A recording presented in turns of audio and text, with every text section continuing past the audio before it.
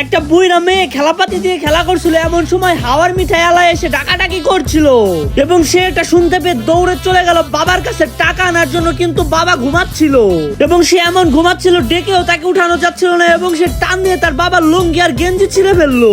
কিন্তু তারপরেও তার বাবার ঘুম ভাঙলো না। এখন মেয়েটা রাগান্বিত হয়ে তার বাবার মাকে চৌকির থেকে ফেলে দিল। তারপরেও তারা ঘুমাতেই লাগলো এবং চোখের নিচ থেকে অনেক টাকা বের হয়ে আসলো। তারপর সে বুইরা মেয়েটা কিছু না ভেবে অনেকগুলো টাকা নিয়ে দৌড় দিল হাওয়ার মিঠাই কেনার জন্য এবং সেখানে এসে অনেকগুলো টাকা দিয়ে দিল সেই হাওয়ার মিঠাই আলাকে এবং হাওয়ার মিঠাই আলা তাকে 2টা হাওয়ার মিঠাই দিল এবং সে খুশিতে বাড়িতে চলে গেল।